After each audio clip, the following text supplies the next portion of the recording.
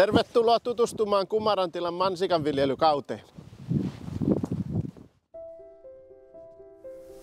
Kumarantila on aloittanut mansikanviljelyn vuonna 2017.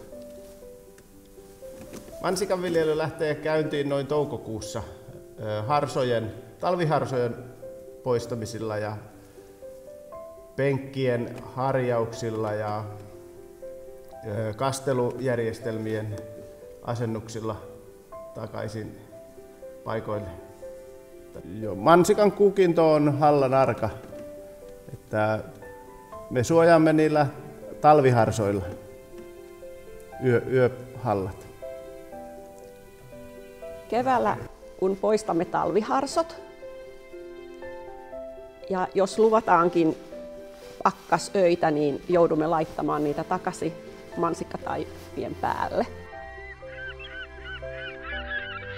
Mansikan elinkaari on noin istutuksesta 3-4 vuotta ja sitten laitetaan välikasveja ja jotain muuta ja istutetaan uusia.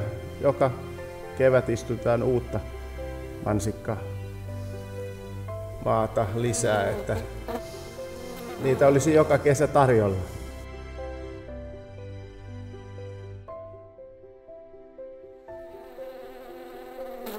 Ensimmäiset mansikat poimitaan noin juhannuksen aikoihin tai vähän jälkeen, keväästä riippuen.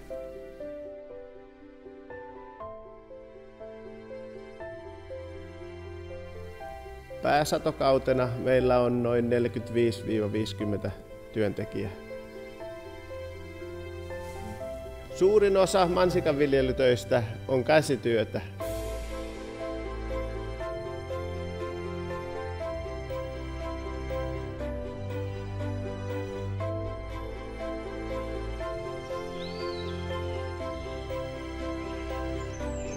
Ahkera henkilökunta on tämän liiketoiminnan A ja O.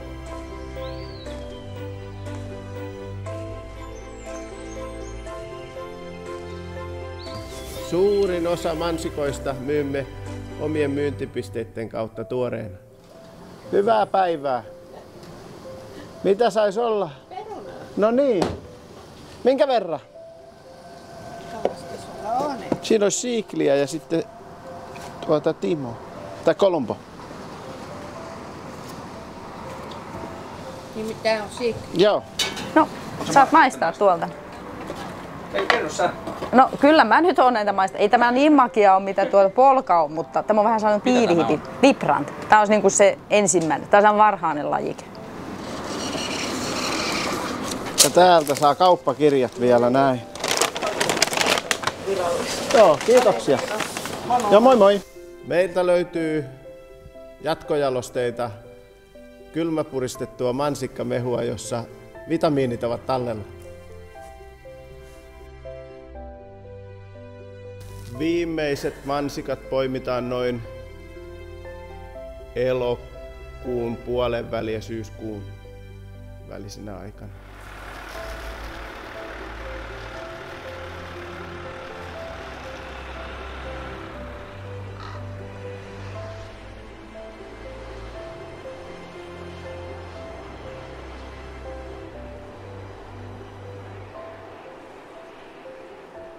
Ja sesonki päättyy, kun talviharsot on paikoilla.